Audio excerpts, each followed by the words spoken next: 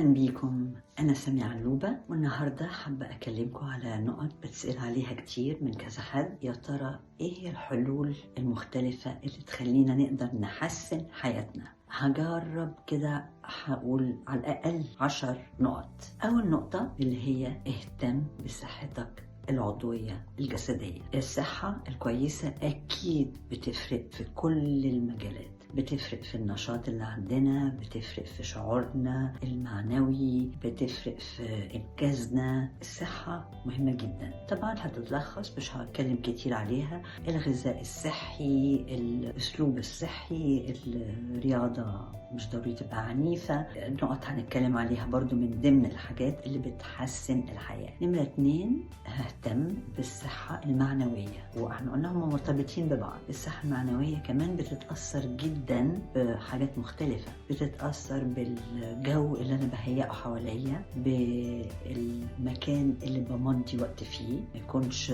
أوضة ضلمة، لا أدهنها حتى لو هي ما فيهاش مجال إنه يدخل لها النور الطبيعي، يبقى أنا أدهنها بلون فاتح، أحط فيها صور مبهجة، فيها طبيعة. الموسيقى بتفرق جدا في المعنويات، كلام حلو، أتفرج على أفلام جميلة، أفلام مرحة، مش ضروري كلها تبقى يعني مضحكة، بس برضو ما اتفرجش بقى على كلها أفلام غم، يبقى دايما في توازن. النقطة الثالثة، أعرف نفسي كويس، أدي لنفسي وقت، أدرس نفسي، أعرف إيه المزايا اللي فيه، لأن معظمنا بيبقى دايما حاسس بالعيوب اللي فيه، بس كلنا فينا مزايا وفينا عيوب، وكلنا نقدر نشتغل على عيوب عشان نقلبها لمزايا. طبعا محدش تاني فينا بينجح يبقى كامل وبيبقى قلب كل عيوبه لمزايا، بس نمسك نقطة نشتغل عليها. معناها لازم نعرف نفسنا. ممكن قوي نقعد نكتب مزايانا ايه، نسأل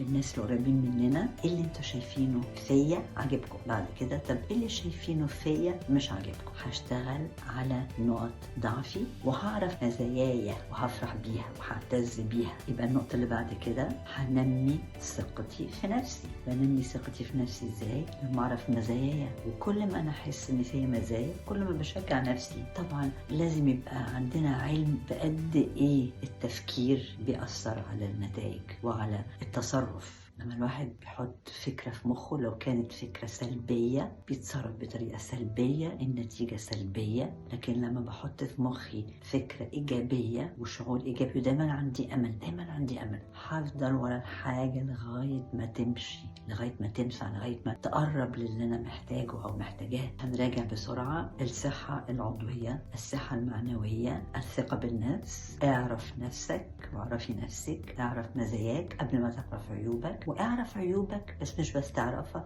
اشتغل عليها. اكيد طبعا انا عندي عيوب كتير قوي، بس بقالي كذا سنة بحاول اشتغل على نقطة ضعف جامدة جدا. ما عنديش التوقيت المظبوط، يعني ما اقدرش كمان اقيم الوقت اللي هاخده بطريقة مظبوطة. طبعا محظوظة من ناحية اني بحب اعمل 100,000 حاجة في كل يوم، بعمل 100,000 حاجة، ودايما بيتهيألي لا في وقت اعمل كمان ده. فلو حد سألني مثلا عايزين نخرج، ممكن نتقابل الساعة مثلا 6، أنا عارفة إنه 6 بالنسبة لي بدري جدا، لأنه لو هنتقابل 6 يعني يومي خلص، يعني ملحقتش أعمل حاجات تانية كتير قوي، عشان عايزة أبقى مع الناس وعايزة أرضيهم. بقول طيب أوكي 6، وبكون بعمل حاجة. لازم لو هقابل الناس 6 على حسب طبعا هقابلهم في حتة قريبة ولا بعيدة، فلازم أخد وقت معين، ألبس وأنزل وأروح المشوار، أبقى بعمل حاجة. ممكن الحاجة دي تزرجن معايا، لا لازم أعملها، لازم، لا هلحق، فببقى متأخرة. نفس الحاجة وأنا رايحة أشتغل. طبعا أخيرا نجحت إني أوصل قبل ميعاد الحصة، يعني ببقى بوضب الحصة، لا طب عايزة أوضبها أحسن شوية، طب عايزة أنقلها مزيكا كويسة، طب دلوقتي عرفت لازم يجي وقت، خلاص هو ده. دي حاجة من الحاجات البسيطة، الواحد بيتهيأله إنها سهلة، بس هي برضه مش سهلة، لأنه جسمي وعقلي وطبيعتي متعودين إني بزق لغاية آخر لحظة. طبعا الحاجات التانية المهمة كمان، أكيد ده مهم لأنه بيضايق الناس لما أتأخر، لو كان مع أصحاب أو حاجة بيضايقهم، بس زي ما قلت لكم قبل كده، في أوقات أنا عارفة هبقى بشتغل هتأخر، فبقول لهم من فضلكم ما تستنونيش، أنا عايزة هاجي بس ما تستنونيش. فدي طريقة اللي بيقبل كده كويس قوي، قوي يبقى بيحبني وعايز يشوفني. حاجة تانية انمي قدراتي، وطبعا لما هدرس نفسي برضه هعرف انا ميالة لايه.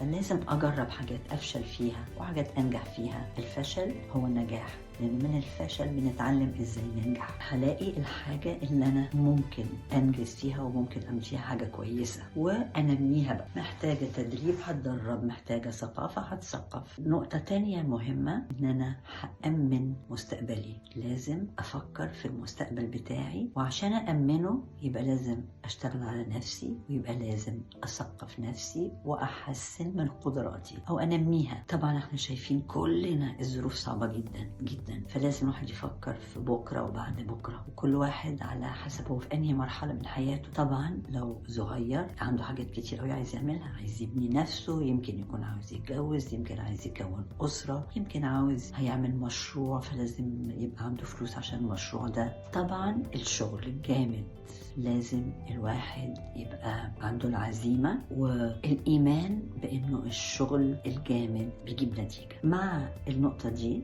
هنتكلم برضو على التفاؤل. عشان أحسن من حياتي لازم أتعلم أبقى متفائلة.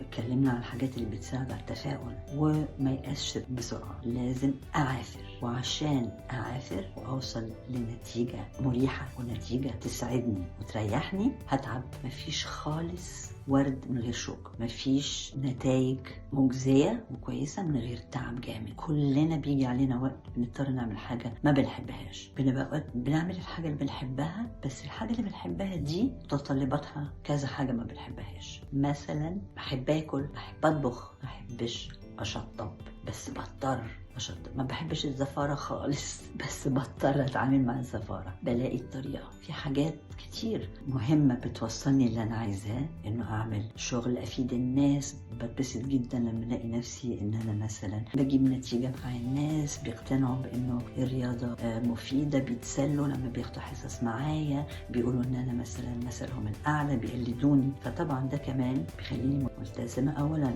الحمد لله انا ملتزمة في اسلوب حياتي، الاكل الصحي، فبقدر يسالوني بعمل ايه، اقدر اقول لهم، بقدر اساعدهم. لكن برضو الحاجه اللي انا بحبها دي بتخليني اعمل حاجات كتير متعبه. مثلا عندي مجموعه كتير بدرسها هنا، بدرس في كذا حته. ده لوحده مهلك كتير. بضطر اصحى الساعه 4 الصبح عشان هدرس الساعه 6 او 6:30، فلازم انزل من البيت 5:30. بنزل والدنيا ضلمه، وببقى عندي بقى كذا حصه كل واحده في مكان. اخلص من هنا بدري واغير بسرعه عشان اروح المكان التاني، اروح المكان التالت. طبعا بتعب، بكره اصحى في الضلمه. احب طبعا افضل اصحى متاخر شويه. لكن المجموعه اللي بدرسها ملتزمين وبيجيبوا نتيجه وحابين جدا الحصص اللي بيعملوها معايا، فانا متمسكه بيهم. فمثلا لما عايزه اقول لكم الواحد يشوف مصلحته وينقي بحذر وبذكاء عشان يامن حياته ويحسن من حياته، فانه ينقي بذكاء. انا المفروض عشان انقي بذكاء انقي الحصص في الاماكن اللي بتقدر تدفع لي كويس. انا حاليا بدرس في حتت بتدفع كويس وحتت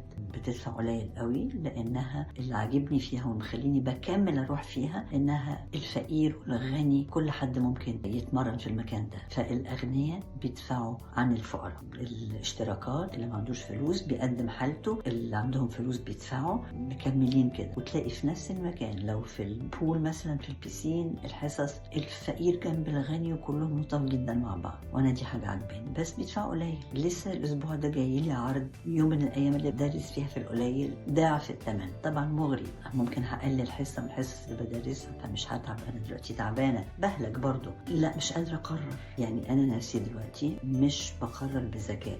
طبعا كتير بقى من اصحابي يقعدوا ينصحوني، لا وتشرط يا ساميه، وتشرط يكونوا حصتين في نفس المكان ورا بعض. بجرب، بس انا مش من النوع اللي بتشرط. وبعدين كمان يعني ما بيهمنيش النتيجه، وهم لطاف جدا معايا. اختار يا ساميه اللي يريحك، مش هنزعل. احنا طبعا فاهمين كل واحد بيختار الاحسن، بس مش قادره اقرر اسيب الحصه الرخيصه عشان الناس ملتزمين فيها. يعني لسه الاسبوع ده على اخر الاسبوع ده اكون قررت، يمكن هقرر معلش اتعب شويه ما دام جايبه نتيجه مع الناس دول وعاجبني المنطق بتاع المكان ده. باختصار يعني دلوقتي ناس كتير قوي بتقول انا مش هعمل غير اللي بحبه، الدنيا صعبه كفايه فعلا، بس هتبقى اصعب اكتر لو ما عملتش غير اللي بحبه. كلنا في حاجات هنضطر نعملها واحنا ما بنحبهاش. الحاجه الثانيه كمان انه ادي قبل ما افكر هاخد ايه. طبعا مش بسذاجتي، يعني ادي العطاء بقى مش شرط المادي، لكن المساعده، الحب. وايوه طبعا زي ما كتير كنت بقول لكم الواحد ما يقعدش يدي وما ياخدش، لازم يبقى في توازن. بس مش كل حاجه قبل ما اعملها افكر طب وانا هيجي لي منها ايه، طب ولو